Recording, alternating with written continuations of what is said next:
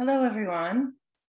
Welcome to These Literary Truths, Life Writing and Memoir with Amr Ezzat, Dunya Mikhail, and Kayfa Ta, who all add significant contributions to contemporary Arabic literature and literature in translation.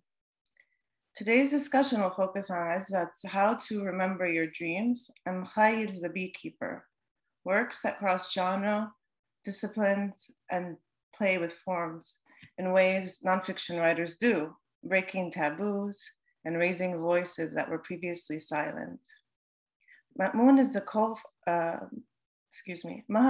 the co-founder with Ala Yunus of the publishing house Kayfa Ta, which is a publishing initiative whose authors use the popular form of how-to manuals to respond to some of today's perceived needs, whether development of skills, tools, thoughts, or sensibilities. Our discussion today zeroes in on memoir, the processes behind it, the question of truths, and what ultimately are the ambitions for it. My name is Rima Rantisi.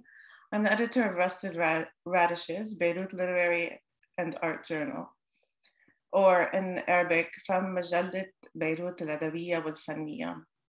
It's a bilingual journal that publishes literature and art from the region and diaspora. And we're based in Beirut. My co-editors are Zaina Halabi, Omar Mismar, Lina Ghaibe, and Mili Ayash. I'm also a lecturer in the Department of English at the American University of Beirut.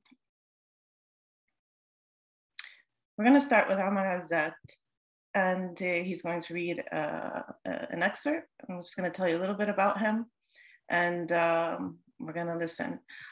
Just so everybody knows, the readings are in Arabic today, but the discussion is in English. You will also be able to follow along on the screen in English as well. Amr Ezzat is an Egyptian writer. He's the author of Room 34, How I Hid from My Dear Father for 35 Years, published in Arabic by Dar al-Shuruq and in English by the 60 Pages Project. He's also the author of How to Remember Your Dreams, published in Arabic and English by Kayfa Ta. He's the author of the blog Mabadali, or What Seems to Me, which combine autobiographical writing with political activism and cultural critique. He was also on the editorial board of Al-Busla, a voice for radical democracy from 2006 to 2012. And he has published articles on politics, culture, and art in a number of newspapers and publications, as well as studies and papers on civil rights and religious freedoms with the Egyptian Initiative for Personal Rights, a Cairo-based human rights organization and think tank. In 2021, he won the second prize in the Yahya Haqqi Literary Awards for Room 34. While reading Amr's book, How to Remember Your Dreams, I began to have vivid dreams myself and consciously became more interested in dreams and how they interact with my waking life. Amr takes us into the labyrinth of his mind between sleeping and waking, or subconscious and conscious. These connections pull his reader deep into the making of dreams and related thoughts, experience, and waking life, all while synthesizing with scholars and other voices that make their way into the book. He will now read a chapter from his book in Arabic entitled As a Walk, A Journey to the Marble Desert. As I mentioned, English speakers may follow along on the screen. Thank you, Rima.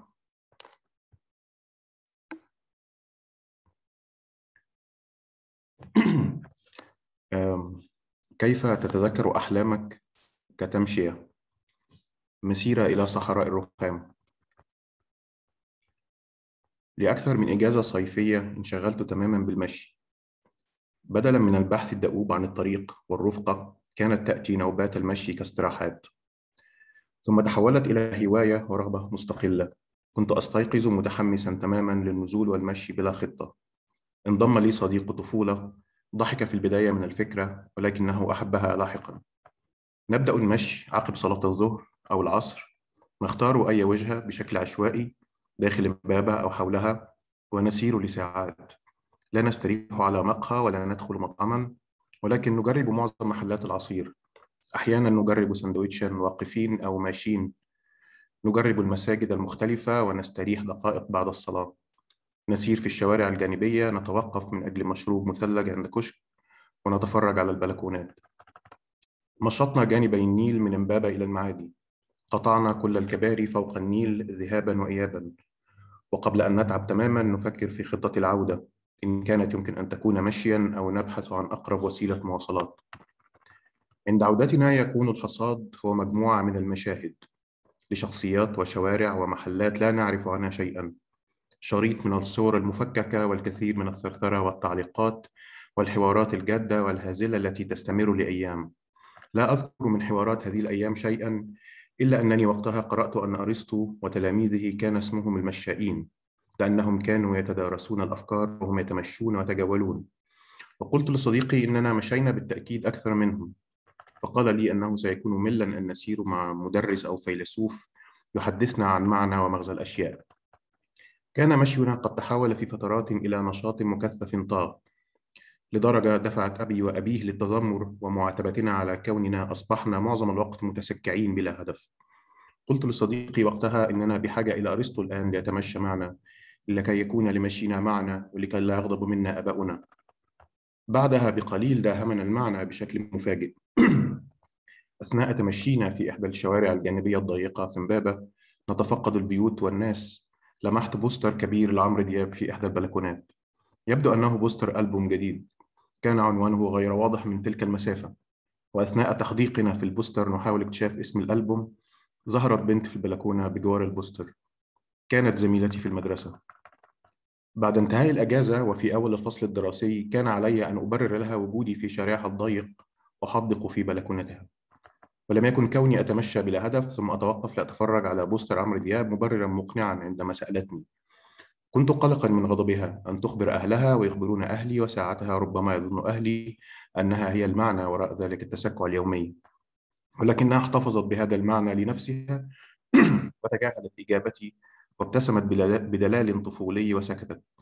فابتسمت ارتياحا لارتياحها، وابتسمت للمعنى المتوهم الذي كان لطيفا على كل حال، وابتسمت لسوء التفاهم.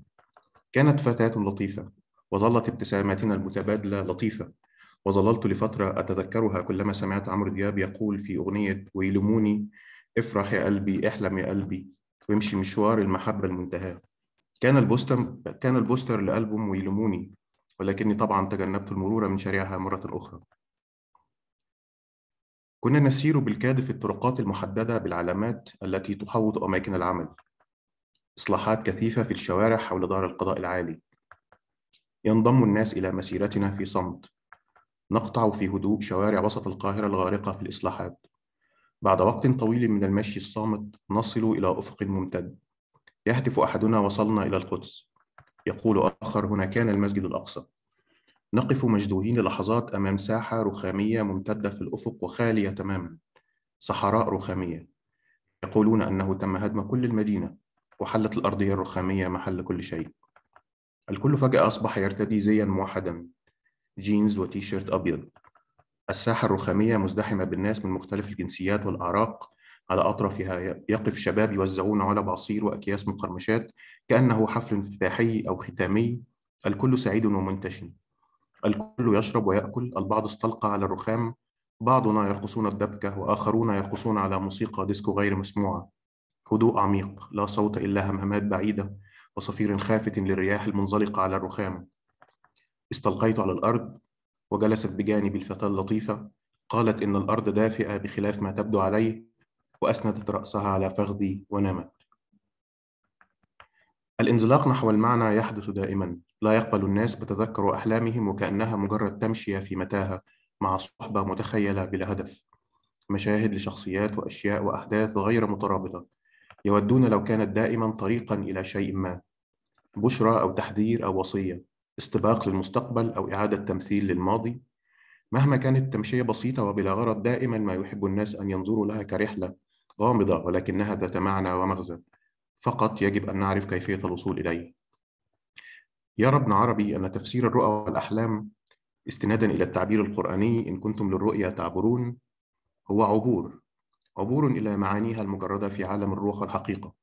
هذه المعاني في طريقها إلينا أصبحت في حضرة الخيال، فاتخذت أشكالا مادية محسوسة، أشياء وأناس وأحداث ليراها النائم وكأنه يدركها بحواسه.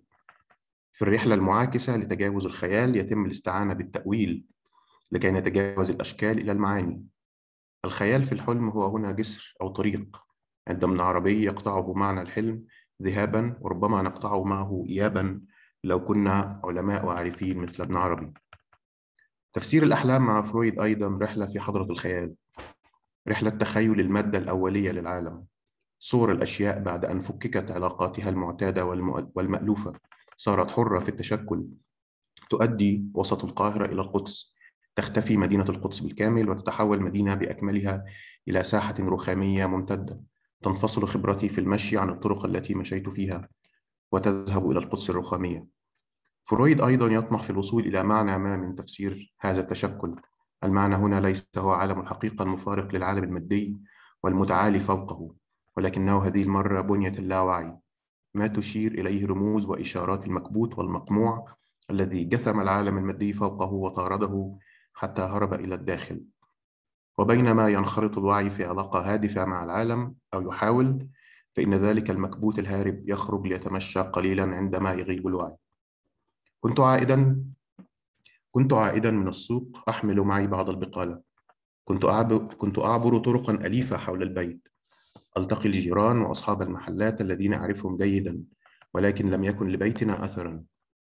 فكرة البيت فجأة أصبحت غائمة في ذهني، ولم تعد لدي صورة واضحة عنه. ما شكل البناية وأين توجد تحديدا وسط تلك التفاصيل المألوفة التي تجعلني أشعر أني قريب من البيت ولكن لا وجود للبيت؟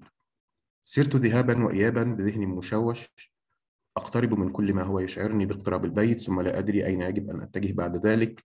بدأت دقات قلبي تتسارع، والمشاهد الأليفة أصبحت تزيدني خوفا وذعرا، وأعين الجيران لا تحتمل. أسرعت مبتعدا عن كل شيء يذكرني بالبيت، وعندما أصبحت بعيدا بما فيه الكفاية جلست على الأرض وحاولت التقاط أنفاسي، ولكن الشعور لم يزل غير محتمل. أهداني محمد صورة مطبوعة داخل برواز ذهبي لقبة الصخرة في القدس، وتحتها الآية القرآنية: وليدخلوا المسجد كما دخلوه أول مرة. كان محمد مكلفا من قبل جماعة الإخوان المسلمين بصداقتي ومعرفتي عن قرب. كانوا قلقين بشأن الشاب الذي ذهب إليهم بنفسه في كلية الهندسة بدلا من أن يأتهم إليه، والذي تبدو ميوله الدينية سلفية أحيانا أو فلسفية أحيانا أخرى، لكنه فيما يبدو قرأ معظم أدبيات الإخوان. كان دور محمد أن يتأكد أولا من كوني لست مخبرا للأمن، وثانيا أن يتعرف على تكويني عن قرب ليعرفوا كيف تعاملون مع الشاب الغريب المتحمس. لم يتحسن وضعي المضطرب وسط الإخوان في كلية الهندسة بسبب تكويني الفكري المرتبك والمشتت وفق تعبيراتهم، ولكنهم برغم ذلك اطمأنوا لي وأسندوا لي تحرير مجلاتهم في الكلية ثم في جامعة القاهرة لاحقا. وعندما اطمأن محمد لي اعترف لي بدوره وأهداني الصورة، وقبلتها وأخبرته أنني طبعا شعرت بذلك، ولم أشعر بأي ضيق لأنني أحببته، وأحببت وقتها إخلاصه للجماعة حتى لو لم يكن مهتما بصداقتي فعلا. وعلقت الصورة في غرفتي. كانت اللوحة مقحمة على مزاجي التجريدي بفعل السلفية والفلسفة، الذي يفضل الجدران الخالية والأفكار الخالية من الحلي والمقبلات الدعوية التي تملأ خطاب الإخوان العملي الدعائي الساذج والسطحي في عمومه. لم يكن لدي أي مشاعر خاصة تجاه القدس ولا حتى الكعبة، ولم أكن أحب تلك الوساطات المادية التي ترتديها القداسة الدينية وترتبط بها مشاعر المؤمنين، أو يتم ربطهم بها لاستنفار المشاعر وربط القداسة بضرورة النشاط السياسي. تحرير القدس يبدأ من القاهرة. ناقشت محمد في ذلك ذات يوم أثناء اشتغالنا على بعض لوحات الهندسة في غرفتي، وعبرت له عن مشاعري تجاه لوحة قبة الصخرة التي أهداني إياها والمعلقة فوق رأسينا الآن، فقط بدافع من صداقتنا التي أصبحت قوية، وعن علاقة مشاعري تجاه تلك الصورة بما أود أن أكتبه في نقد الخطاب الديني السياسي للإخوان. فقال لي دون أن يرفع عينيه من على اللوحة التي يعمل عليها: أنت هتبقى علمان يا عمر. كنت أود أن أتذكره بقدر من البصيرة، لولا أنه قال بعدها: وأحسن لك تكمل رسم لوحتك بدل التفلسف، أنت مهندس مش فيلسوف ولا كاتب، ومش هتكون ريح نفسك. عندما ذكرت ضاحكا أنه الآن يتحدث مع رئيس تحرير مجلة التيار الإسلامي في الجامعة، عادت له بصيرته وقال لي: هيشيلوك منها قريب، صدقني، أنت تفكيرك مشتت وأسلوبك واضح في التشتت ده. صادر مشرفو الإخوان أول عدد حررته من مجلة الجامعة ولم يطبع، وأخبروني أني صنعت مجلة أقرب لمطبوعات اليسار منها لمطبوعات الإسلاميين. شكرتهم واتجهت يسارا. ضاع جواز سفري في تل أبيب. كنت أبحث عن مكان السفارة المصرية هناك. كان معي العنوان مكتوب بالعربية والعبرية، لكن كل لافتات الشوارع كانت بالحروف الصينية. وجدت السفارة أخيرا، ولكن حارسها قال لي إن مصر سحبت السفير صباح اليوم، وأغلقت السفارة ولم يتبقى غيره هنا. سمح لي بالدخول واستخدام التليفون، فاتصلت بوزارة الخارجية في القاهرة وشرحت لهم باستفاضة وبالتفاصيل أنني كنت أقوم بتحقيق صحفي هنا بتصريح من الخارجية، ولكني فقدت جواز سفري. ثم وجدت السفارة مغلقة وطلبت منهم أن يخبروني كيف أعود. سمع الرجل حكايتي حتى آخرها بدون تعليق، ثم صمت قليلا قبل أن يقول ببطء: يعني أنت بتتكلم دلوقتي من إسرائيل؟ أجبته نافذ الصبر بأن كل هذه الحكاية الطويلة تعني أننا هناك بالفعل وأريد العودة.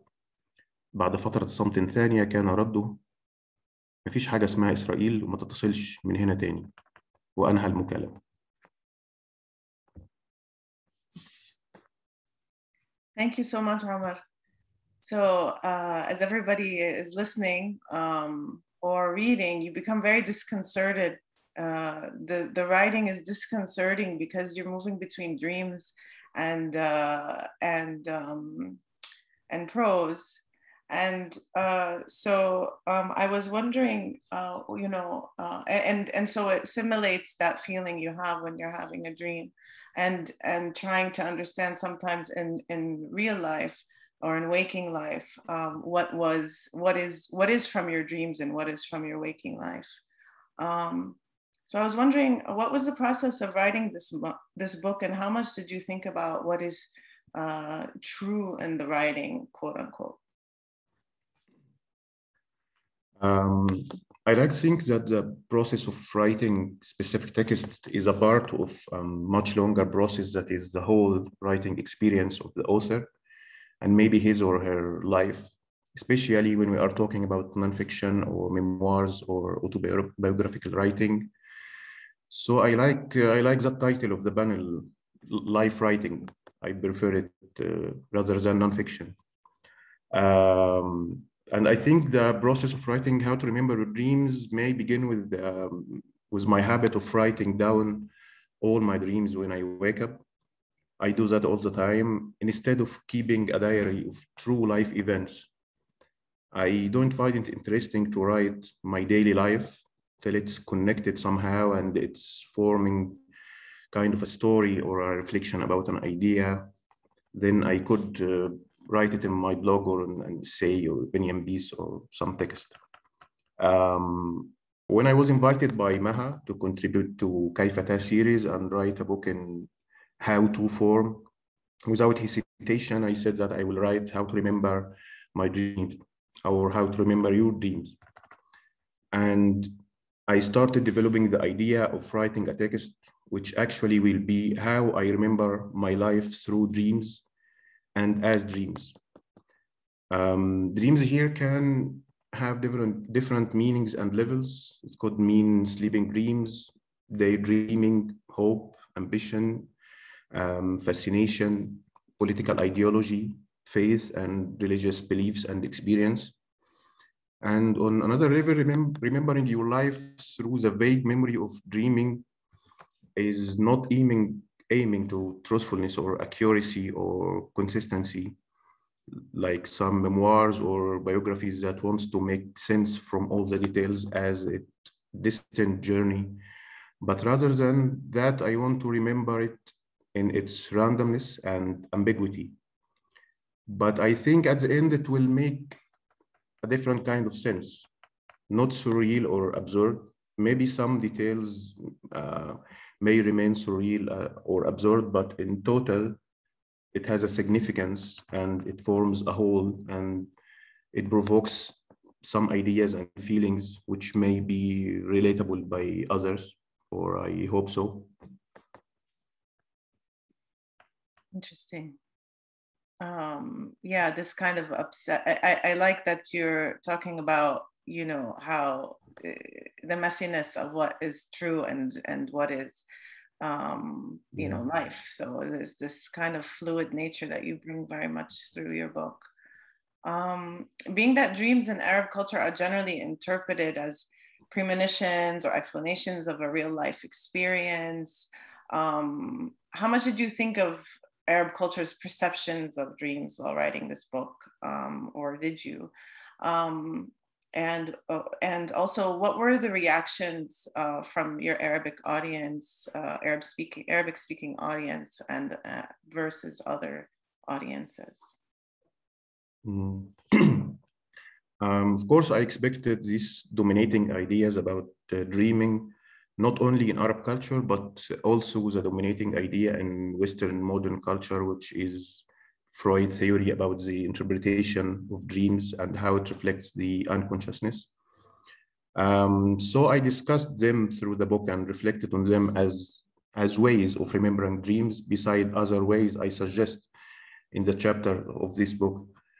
The other ways are dealing with dreams more as playful or humorous, or maybe sometimes poetic rearrangement of reality. I cannot really compare between Arab and non-Arab reception, as the most feedback and reviews are from Arabic readers with few from non-Arab.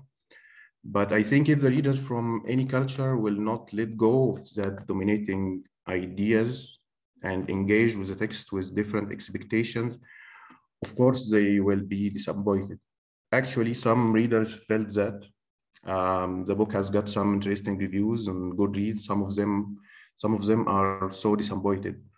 Actually, one of them wrote in Goodreads saying, what the hell is that supposed to be? What's supposed to mean, or for God's sake? And actually, he updated his angry review with different words many times, complaining and cursing. And I think those updatings made me thought that for some reason, he is still trying with the book, and someday maybe he will update it with a positive review. And I think that maybe will a nice story to write about later. Inshallah, he reads it again and different mindset. Okay, I have one more question for you. You often question in the book what is reality, or address scholars that discuss it. So you say early on, there exists no absolute consensus among humans, even among adults, as to what constitutes the world of reality. Apart from the deep division as to whether God exists, it was remembering dreams that created a massive rift between philosophers and what was known as the dream argument. Some philosophers held that dreams and the images and sounds we remember sensing within them are evidence that sensual cognizance of images and sounds does not necessarily prove the real existence of what we see and hear. This debate ended with the division of philosophers over the true, quote unquote, existence of the material world, our recollection of events in the labyrinth, overriding our conviction of alleged events in reality, quote unquote. So there's this contentious question, and partly, goes off of what you were just saying about the reception of the book. There's this contentious question in creative nonfiction studies, the question of what is real. Especially when it comes to memory, voice, artistic license. So if you want to elaborate on your view on this, and how did you apply this view when it came to writing down your dreams? Yeah, besides the quote you read, I wrote also maybe in the chapter of as a prophecy, that the dreamer is the only witness of his dream. And also in the last chapter, as a blank space, I quoted what Freud said about what is a guarantee that what we think we remember from our dreams is what actually happened in the dream, and so on. I think it's layers of mystery, and maybe at the end there is nothing like dreaming, and it's just something we found in our memory after sleeping. I like in that how how dreaming and remembering dreams challenge the idea of memory and truthfulness, as it's a very personal experience and cannot be judged by others. I think that is related to writing memoirs and autobiography in a way. Some kinds of memoirs can be judged by readers or critics about how accurate the events or the information, how consistent or reasonable. But a lot of other memoirs and nonfiction creative writing, which is the most important about them is they are expressing the individual inner experience, and what is really matters. I think the ideas and feelings in it, and how the individual can remember his or her life. And I think in that kind of memoirs, that remembering is somehow like remembering dreams. So writing how to remember your dreams, it's a kind of memoir mixed with dreams, and through dreams, I think that takes what I said to another level. So the question of what is true or what's not true here is complicated. And I think it doesn't matter if I say all the events and dreams are true or not. Actually, some readers may consider all the stories and dreams in the book are fiction, and it's okay, I think. The most important, in my opinion, that the concept of truth itself is questioned, as you mentioned. And the most important is how was that questioning? Is it interesting or inspiring?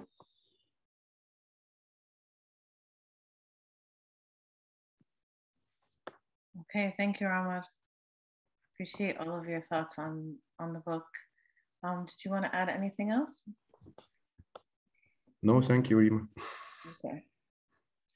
All right. Next we have Maha Maamoun of Kayfa Ta. She is a visual artist and curator based in Cairo. She is a founding board member of the Contemporary Image Collective, an independent nonprofit space for art and culture founded in Cairo in 2004. In 2013, she co-founded the independent publishing platform called Kayfa Ta. She was awarded the jury prize for her film Domestic Tourism 2 at Sharjah Biennial 9.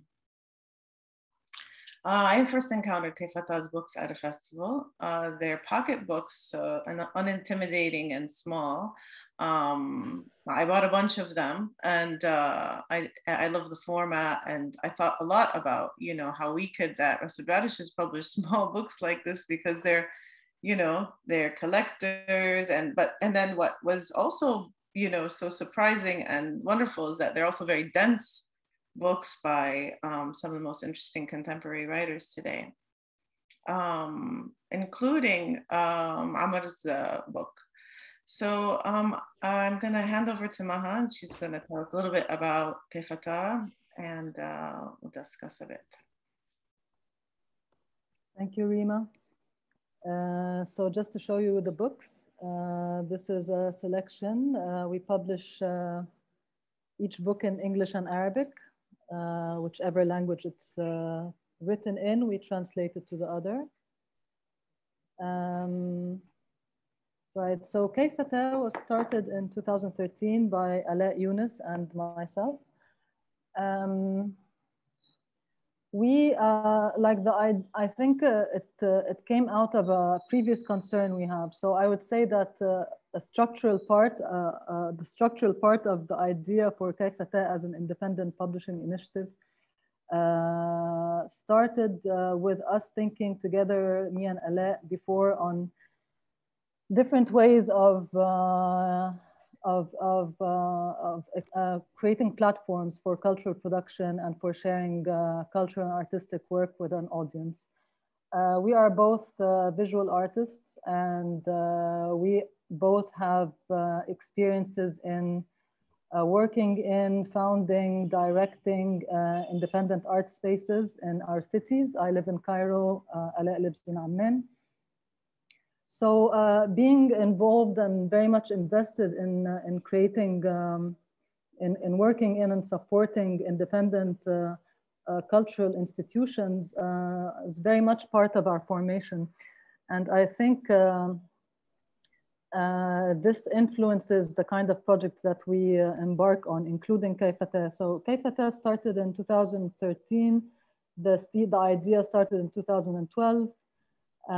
It was, as you know, a very rich time in the Arab world, very dense, very a time of like deep questioning of our value system, our ideas, what we want to happen, what the future should be like, what the past is, like different readings. And so it was a very dense time of questioning and of proposing the questions that we want to answer.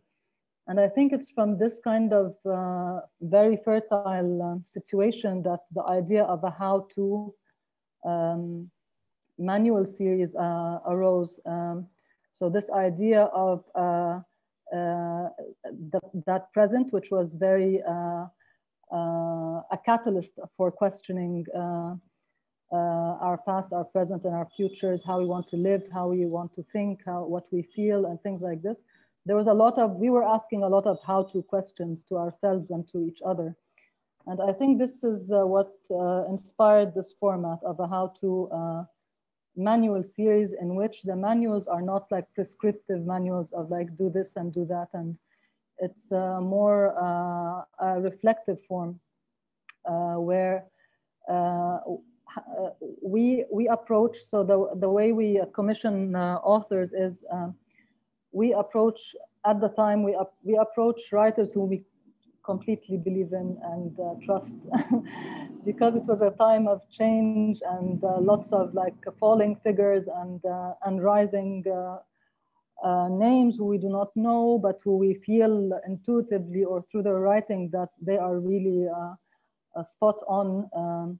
Like Amr, we knew through his writings. We did not know Amr personally at the time, but we felt like that we are we are on the same side, kind of. We politically we agree with his takes, with his writing in terms of form and content, and so we approached Amr, and the way we approached Amr, or we approach any other author, is we ask them to propose to us a question which they feel is pertinent to the moment. So they propose the questions. We do not propose the questions to them. They propose the questions, and then they begin to write. Yeah, I'll just add that in connection to our background as artists and cultural workers from the independent field, this whole project comes also, so it has an interest in like new forms of writing, new sensibilities, but also has an interest in structural interventions in a cultural ecology. So this was our intervention in the landscape of publishing, coming from the margin, coming from individuals, from kind of the independent nonprofit outlook. And then just why did you choose? Why did you decide, you know, to choose literature over visual art to, you know, to publish? Because for us, like these mediums are really interconnected, and like as visual artists, we ourselves use a lot. Like our works really, in many ways, intersect with the literature, or start off from literary texts. But also, I mean, writing is an art form, and there's a lot. We felt there's a lot of very interesting writing that is confined to art circles and to the circuits of art and art magazines and this kind of thing. Also with art, it's the same thing. Like art is confined to these kind of galleries, museums, with the limited kind of visibility that they have in our part of the world, or limited accessibility. And it was very much part of why we started this, is that we wanted to remove some of these barriers. We wanted to mix the authorship, like the authors we invite to this series come from both sides, from writers who are more known in the art world, with writers who are more known in the literary world. So we're mixing those, but we're also taking this product in the end outside of the gallery, outside of the museum bookstore, to general bookstores that are accessible to anyone. So actually, no, there are several authors who come from the arts who are artists, but they choose sometimes writing as a form. And this is basically, so far, we wanted to invite a wider range of writers, but so far we have been inviting writers who either come from the literary field or from the art field, like visual arts mainly. Okay, thanks.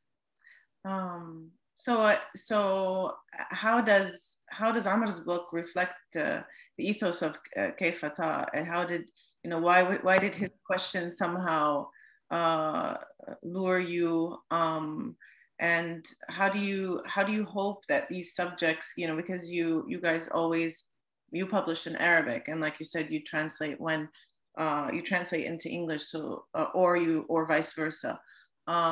So your main mission, or in terms of language, is that you do publish in Arabic. So what is the intention with that, you know, to you know, and how do you connect what you choose to your Arabic speaking audience? How, you know, so just starting with Amr, why was this a question that you know, were interested in? Yeah, like I mentioned, like we are really kind of, our interest is really in the author, and the author who we know through their previous works, and who we have kind of an intuition that there is something, because we do not, like, apart from how you presented Kayfa Ta in the beginning, this is what we write in our blurb on Kayfa Ta, that Kayfa Ta is a how-to series that explores kind of new languages, new sensibilities, things like that. I lost my thread of thought. We are kind of, we have, apart from that, we have not really crystallized much further than that what this series is about, because we really want to, so we start with a connection to an author, and then we give the ball to the author, and the author returns to us this question, and we do not, we rarely question the question, you know, because we feel that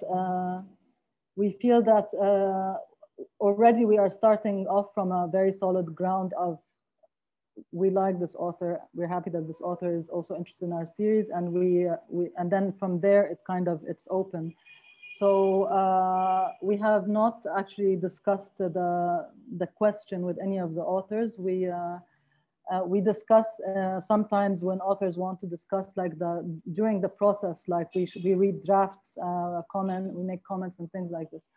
But in terms of Amr's writing, it was for us like, it was very interesting how he mixes, like, if you say, like, use these terms, the fiction, the nonfiction, and his way of writing was just so fluid, so well-rounded, so very smart, very funny. It had a mixture of things, and it was really speaking to the moment, like, and this is what was interesting to us always in Amr's writing. It's really like spot on, and this and it is about kind of reflecting on our way of on forms of writing, or forms of reading, on our kind of luggage of thoughts that we carry on and are now questioning, or you know, taking apart and putting back together in maybe a different way. So this is for us, it was like when Amr sent us the draft, which was almost like a first and final draft. It like didn't need much work from him either. Like it was really a lovely surprise, and we did not expect at all when he proposed the idea of dreams, because we know him through his writings that were published in like the Masr Al-Yawm online or on in his blog or on Facebook.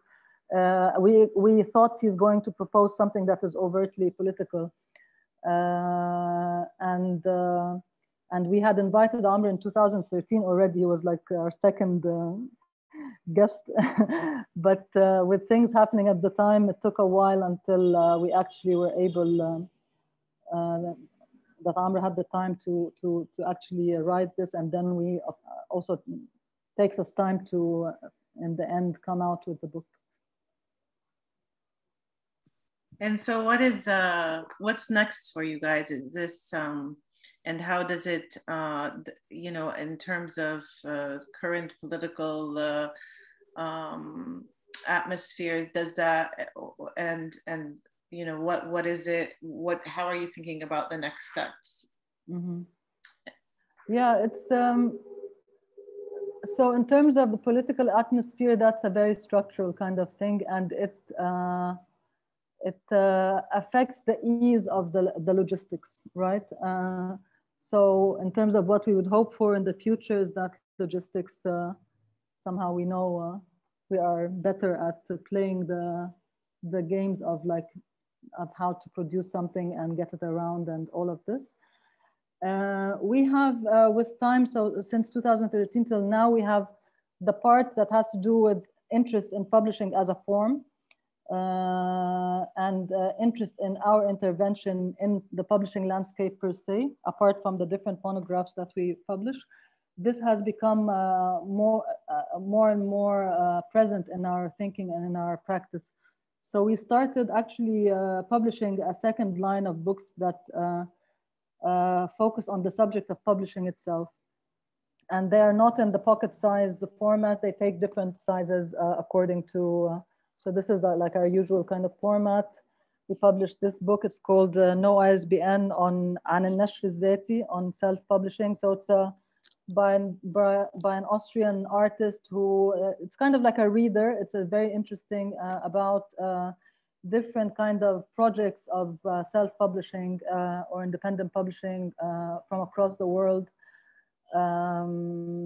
And then we did another book in 2 languages. Like this is How to Maneuver, which is basically what we're doing all the time, how to maneuver, on shape-shifting texts and other publishing tactics, which we made in 2, in Arabic and in English. And these actually came in the context of Kayfa Ta actually moving to apart from intervening in publishing, as in publishing of the printed book, we started using the exhibition, since we are artists and curators in the first place, we started using the exhibition space as a publishing platform. And we started curating shows that invite artists who engage with the theme of publishing as an artistic practice, or with publishers or with writers who are trying to using different ways and forms have interjected into the space of publishing from the margin. So this whole space of independent publishing, self-publishing, and all of that has become more and more present in our curatorial practice as Kayfa Ta and in this other series. And we're ongoing. So now with these 2 lines of publishing of the monographs on the one hand, and on other books that focus on publishing itself. Thank you, Maha. Thank you so much. We have a few questions from the audience that we'll get to at the end for you. Okay.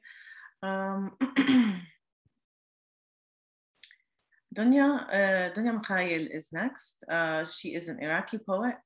Many of her collections have been translated into English and achieved wide acclaim, including The War Works Hard, Diary of a Wave Outside the Sea, The Iraqi Nights, and In Her Feminine Sign. Her novel, The Bird Tattoo, was shortlisted for the 2021 International Prize for Arabic Fiction, Her first work of narrative nonfiction, the lyric The Beekeeper of Sinjar, Rescuing the Kidnapped Women of Raida, or in Arabic, Su'u Sabaya, which was co-translated with Max Wise, was a finalist for the Sheikh Zayed Book Award in its original and the National Book Award for Translated Literature in its English translation. The Beekeeper kept me up, bleary and wide-eyed through the nights. I wondered, how can these stories be true? And what kind of evil had been transpiring in Iraq and Syria under Daesh as the rest of us woke up in relative peace.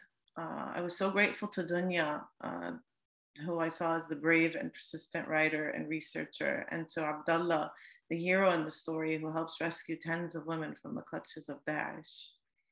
So Dunya is going to read now an excerpt from her book, which is actually the closing scene, and English speakers may follow along.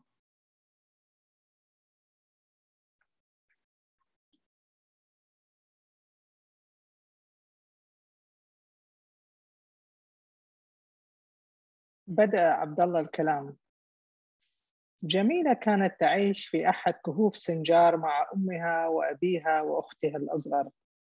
كانت عائلة قروية منعزلة إلى حد ما، لا ساعة لديهم، يصحون على صوت الديك وينامون عندما تظهر النجوم في السماء. الأبناء والبنات في القرية يساعدون أهلهم في كل شيء كالزراعة وحلب الأبقار والعناية بالدجاج. فكانت جميلة كل يوم تركب الحمار وتذهب لجلب الماء للعائلة من أمكنة بعيدة. وفي يوم توقف حمارها أمام حمار آخر كان يركبه شاب يأتي من الجهة المعاكسة. بدا الحماران وكأنهما يعرفان أحدهما الآخر، فابتسم الشاب وجميلة لموقف الحمارين ثم مضيا في دربهما. ظلت جميلة تبتسم مع نفسها وهي تفكر بذلك الشاب الأسمر الذي التفت إليها بعد أن غادرت، والتفتت هي أيضا. مرت الأيام وجميلة تذهب بحمارها وتأتي كالمعتاد، حتى جاء اليوم الذي لمحت فيه حمارا قادما من الجهة الأخرى براكبه الذي تعرفه، أو كأنها تعرفه من زمان. تباطؤا عندما صارا قريبين ثم توقفا. ابتسم وسلم عليها فردت عليه السلام. سألها من أين تجلب الماء، وعندما أخبرته قال لها بأنه يعرف عين ماء أصفى من تلك، وعرض أن يريها لها، فوافقت وتبعته. وهناك نزلا من فوق الحمارين وشربا بيديهما من النبع. قالت له: هذا النبع أطيب فعلا، سأجلب منه لأهلي. قال: من أهلك؟ تحدثا عن نفسيهما وحياتيهما وكأنهما صديقان قديمان. عندما عادت جميلة إلى بيتها بالماء الجديد شعرت بأن شيئا ما مس روحها، شيئا لم تشعر بمثله من قبل، كأن حفنة الماء التي شربتها من النبع سحرتها إلى إنسانة سعيدة تحب كل ما حواليها وترى فيه جمالا غريبا. في اليوم التالي ذهبت إلى نبع الماء الجديد فوجدته جالسا هناك. لم يقل بأنه كان ينتظرها، ولكن قال بأنه هنا منذ الصباح. جلسا على صخرة قرب النبع يتحدثان. لمس يدها فشعرت بقلبها يخفق. كأنك تريدين أن تقولي لي شيئا، وأنت ليس عندك شيء. عندي سر دعينه بيني وبينك. ما هو؟ أعتقد أن حماري يحب حمارك. صحيح؟ كيف عرفت ذلك؟ لم يعد متزنا كما كان، كأنه جن. كيف؟ يبقى سهرانا طوال الليل حتى يطلع الصباح ويأتي إلى نبع الماء هذا. حماري كذلك لا يسعده شيء سوى عودته إلى النبع. أنا أسهر معه كل يوم، لا يأتيني النوم. لماذا؟ أنظر إلى النجوم وأفكر ببنت أحبها. أسأل النجوم: هل تحبني هي أيضا؟ وماذا تقول لك النجوم؟ تقول بأن أسألها، أسأل البنت التي أحب. لذلك أسألك: ماذا تقول النجوم يا جميلة؟ كل نجمة تقول أحبك. تكررت اللقاءات بينهما عند نبع الماء، وفي يوم تعاهدا على الزواج. في ذلك اليوم أخذها إلى بيت من الطين بجانب بيت أهله. قال هذا سيكون بيتهما في المستقبل القريب. كان قد نوى أن يأتي بأهله لطلب يدها بعد انتهاء شهر نيسان، فعاداتهم تحرم الزواج في ذلك الشهر، لأن الطبيعة هي العروس في نيسان ولا يجوز الإشراك بها، وكذلك لا يجوز حرث الأرض في ذلك الوقت من السنة لأنها حبلى بالزهور الملونة والنباتات البرية. انتظرت جميلة بشغف انتهاء الشهر، إذ كانت تتوق لأن يصبحا واحدا مثل ما قال لها. كان يمازحها وهو يتحدث عن العرس. قال كيف سيجتاز الطبالون والزمارون المناطق الوعرة في الجبل ويصلون إلى بيتها؟ لابد أن يقود الحماران موكب العرس. كانت جميلة قد أخبرت والدتها بأن هناك ضيوفا سيزورونهم للتحدث بموضوع الخطبة. استفسرت الأم عن أصل الشاب مثل ما هي عادة الأمهات في تلك المواقف، ولكن عندما انتهى الشهر حدثت مشاجرة بين والد الشاب وأمه إلى درجة أن أمه ذهبت إلى بيت أهلها. لم يكن الجو العائلي يسمح بالتقدم للخطبة فتأجلت. وفي يوم قبل أن تصل جميلة إلى نبع الماء للقائه جاء الدواعش واختطفوها، نقلوها إلى تل أعفر، وهناك تم بيعها وشراؤها كباقي الأسيرات. تكورت جميلة بكل قوتها وهي تحاول مقاومة اغتصابها، ولكن هذا الشخص الذي قال بأنها أصبحت ملكه أخذها بالقوة وجعلها تنزف. بكت جميلة بحرقة وهي تفكر يا ترى ماذا سيفعل حبيبها إذا عرف بأنها لم تعد عذراء. هو يحبها ولا بد أن يسامحها فلا ذنب لها. مر على اختطافها أكثر من 1.5 سنة وهو لم يفارق ذهنها لحظة. مرات تتخيله على حماره يأتي لينقذها، فتسرع وتركب وراءه فينطلق بهما الحمار بعيدا كأنه دراجة بخارية. تسرح بفكرها إلى بيت الطين الصغير، وكيف ستغسل ملابسه وتطهو له الطعام، وكيف ستنجب أطفالا يشبهونه. أملها بالعودة إليه جعلها تقاوم العذاب في الأسر، فلم تحاول الانتحار. لم تحاول الانتحار كما فعلت بعض الأسيرات اللواتي كن معها في البناية، قاومت الموت من أجله. الدواعش لم يأسروا الناس فقط، إنما أسروا الحيوانات أيضا. استولوا على الماعز والأبقار والدجاج في القرية وساقوهم إلى معاقلهم أيضا. في يوم جاء أحد الدواعش وسأل الأسيرات من كن تعرف كيف تحلب الأبقار؟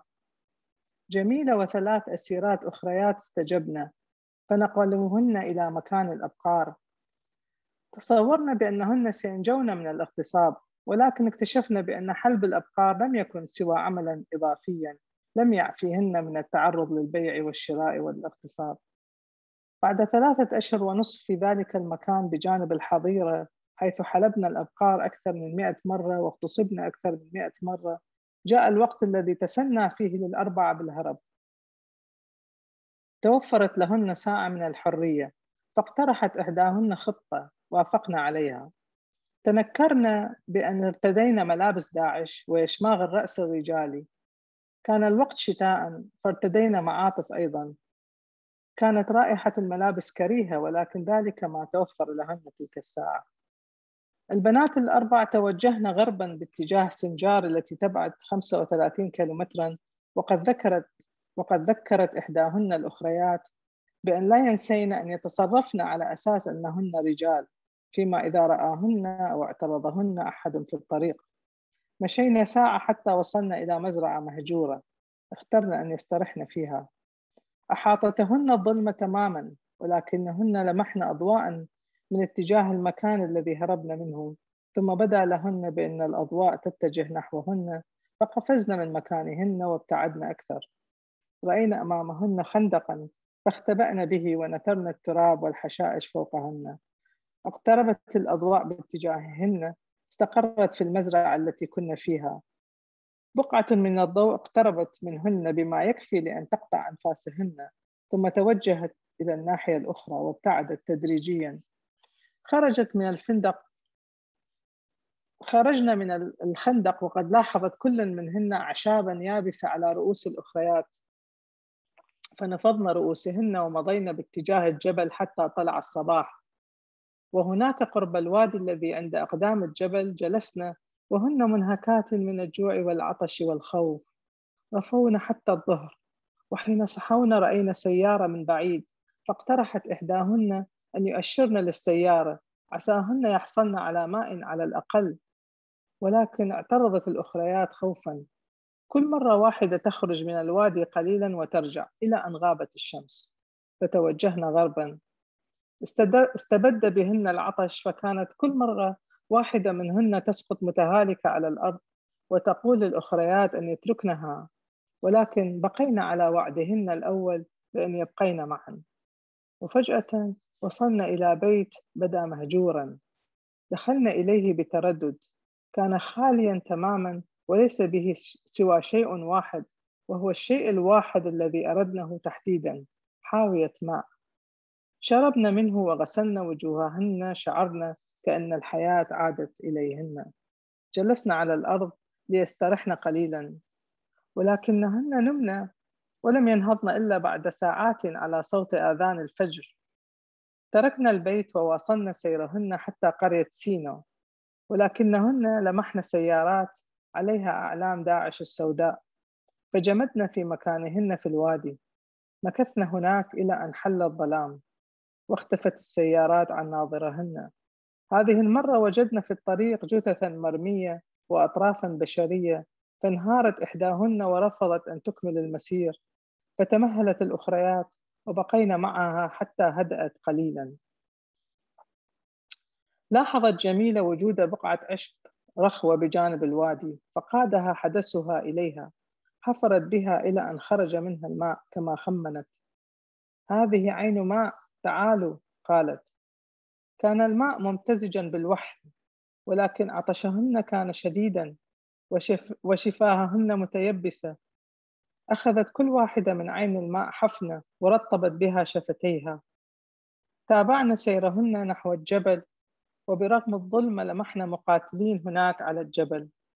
فرحنا وركضنا باتجاههم، ولكن أولئك المقاتلين أطلقوا النيران باتجاه البنات معتقدين بأنهن دواعش. نسيت البنات بأنهن متنكرات بملابس داعش. شعرنا بأنهن في ورطة، وكلما تحركنا يسمعنا أصوات طلقات باتجاههن. أخيرا قررت إحداهن أن تنزع ملابسها. رمت اليشماغ وفتحت شعرها الطويل وأبقت السروال عليها فقط. صعدت إلى الجبل وهي تلوح بيدها، فركض إليها بعض المقاتلين فأرشدتهم إلى البنات الأخريات. حمل كل منهم بنتا على ظهره وصعد بها إلى أعلى الجبل. حملوهن على ظهورهم 5 كيلومترات حتى أوصلوهن إلى مقر قوات حماية سنجار. بقينا بضعة أيام في الجبل تحت رعاية أهل سنجار. أرادت جميلة أن تفاجئ حبيبها. ارتدت ثوبا عليه زهور ملونة وتهيأت للقائه.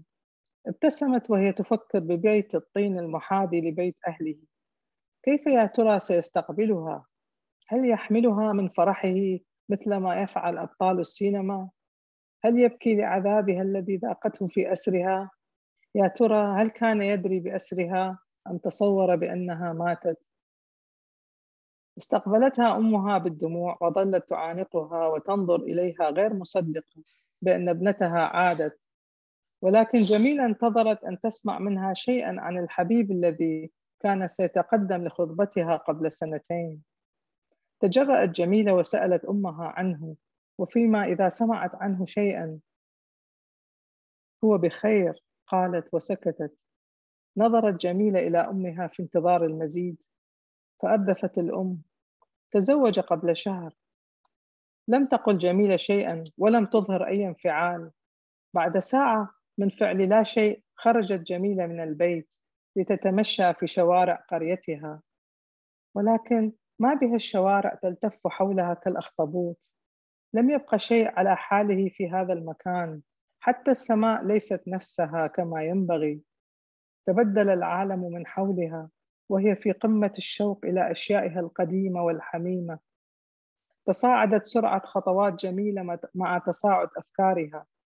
ركضت في الطريق الترابي وهي تلهث. تقطعت أنفاسها وكأن أيادي مغتصبيها عادت إليها كلها معا وخنقتها، ضربتها، أهانتها، دفعتها إلى الزوايا. أياديهم مزقت جسدها إلى نصفين مثل بلدين في حرب، والخط الفاصل حريق وموتى. انفجر فستانها، تبعثرت الزهور في الهواء، تفرقعت الألوان عاليا مثل ألعاب نارية في احتفال، ولكن لم يسمع صوت، لم يسمع أي صوت.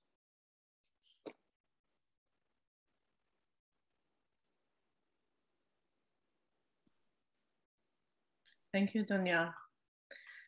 I'm just in awe that you could write this book. I can barely get through a chapter without getting very emotional. So that I just wanted to ask you about that, you know, that process of collecting the stories, listening to the stories. How did you put them on paper? What risks, you know, did you take doing so? Yeah, let's start with that. Oh my God, the steps. Maybe I can speak in phases of writing this book, since you're saying the steps. So let me say, maybe put them in a brief, so maybe, I don't know, 4 or 5 phases, maybe they are. So phase 1, I made calls to my friends and relatives back home to ask to make sure that what happened really happened, is not coming out from some ancient history book, that really that there are women in the market for sale, that this is happening.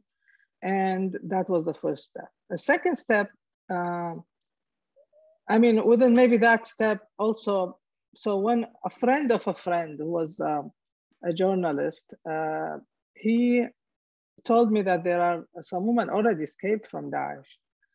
So, and he gave me some numbers because I really wanted to hear such a voice.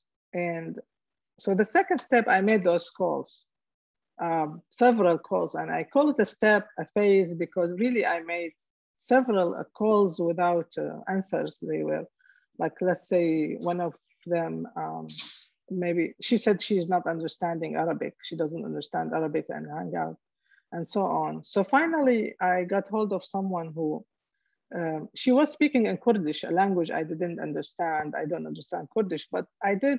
She was talking and talking, and I was understanding her pain fluently. And finally, her cousin translated between us. And then when I found that that cousin was her rescuer, actually, his name is Abdullah, he's the beekeeper, I found his story fascinating.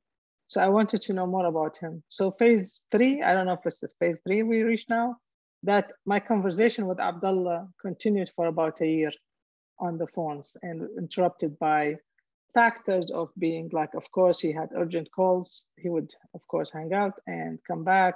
The difference of time between America and Iraq is 7 hours. So that's sometimes is my, you know, I speak in the middle of my sleep, or in the middle of his sleep, and so on. Anyway, so then the next phase would be that when I wrote these stories that I hear from him about these women's stories that he rescued, when I write them on the pages, my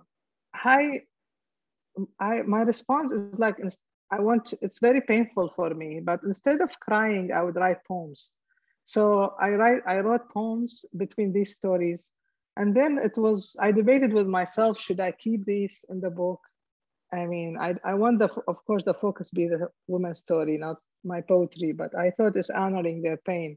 And I thought if this giving me rest between the stories, maybe it will give that same feeling to the reader. So I ended up keeping most of them. And then the last phase was that I did go to Iraq, even though I didn't visit since I left it. So it was like when I went was 20 years after I left it. that I went and wanted to meet these women face to face and to hear their voices and see them. So I visited camps where they were in camps, those who returned. I visited mass graveyards. I visited the Temple of Lalish. I learned a lot about the Yazidi community, which I didn't know about. Even I'm Iraqi, but I didn't know about them that much. So, usually people who go back home, they visit relatives, they have fun, but I went for this particular purpose, and it was really a unique visit. So I think these are the phases of writing the book. You called those poems that I'm really happy that you left those there because they add so much. And I think that it has to, I think it added a lot for the narrator of this book, the speaker of this book as well. I mean, just so people know, what Dunya just read, that excerpt, she's telling the story from, probably from bits and pieces that she received from the person or from who has told her the story. But there's many stories within that are told directly from the girls themselves. And so you hear their word for word testimonial. So it was lovely to see those poems in between and what you call the Warrior's Rest. And they were, and I think they worked quite well. So what were you in your what did you gain from actually meeting them rather than, having these stories sent to you? I mean, why did you feel that you needed to go there? Did that change how the book was written or your understanding of their stories? No, actually, it didn't change much. And even when I visited them, I didn't, all the questions I had in mind to ask them, like I already heard them on the phone, but I went with more questions. I didn't ask them those questions. When I saw them, I would just say, how are you? How are you doing? And then I stopped because I don't know why. I just didn't ask them those questions. And I was just going around and watching how I was surprised with, I know that their hospitality, I know about their hospitality, their kindness, but how much generous they were, that not in terms of I'm saying that they want to offer me tea or food, even though they have nothing, but generosity, the spiritual generosity, that they were trying to console me. They were trying to make me feel better, that it was not the other way, that they were not expecting from me to do something. They were trying to do for me, which was, that was very special. And well, I learned about, for example, the Temple of Lalish. Also, I learned that it gave me more hope. I went because, for example, in the Temple of Lalish, I learned that the Yazidis, they celebrate the New Year in April. They are people related to the nature. So April is spring, so they celebrate the New Year. That's not the point. The point is during the celebration, they lit 365 candles to give hope to each day of the coming year. So despite all this, they were doing that. And it was moving to me to see that. It was moving to me. It was moving to me to see them together, and they were so moved by just being together again. How they were hugging each other and crying and all that was so moving to me. It was important for me to see all that, and I was able to add that chapter about that Lalish because I went and saw it with my eyes. I'm going to ask you one more question, then we're going to go to the viewers' questions. There's a few. So, you're a poet, and so this is your first work of nonfiction. or life writing, or what you call narrative nonfiction, because there's a lot of reporting. Why did you want to do this project? What was your hopes for it? I couldn't not do it. I mean, it was hard. It was painful, but not doing it would be harder and would be more painful. I mean, as I wrote somewhere, their stories, they didn't kill me, but I would die if I didn't tell them to you. It is, it's not, I'm saying painful, I'm saying is even horror, like you can consider it horror, but it has so much hope. I hope that readers find in between these, how much kindness there is there, a kindness of these strangers, and how much it has this feeling that how much we humans need each other, how much we can do to each other, how much bad things we can do to each other, how much good we can do to each other. And these women were saved because they stood for each other. Like simple things like Jamila and her friends, they didn't leave each other on the road. And the other stories, a lot of them, they really, it attracted my attention, how much these women stood to each other, and they were saving each other, and they were saved as a result of this kindness, and also the kindness of strangers just on the road, just by giving them the phone. The phone was so important. The cell phone was, it was so, suddenly became the tool that, you know, very important to make that call. And they would not remember the telephone numbers, you know, who would remember if we have it all saved on the phone? So they would, you know, it was all this situation that was, you know, stranger than reality. I mean, fiction, non-fiction, but stranger than fiction. I mean, stranger, not than reality. The reality that is, I want to say, stranger than fiction.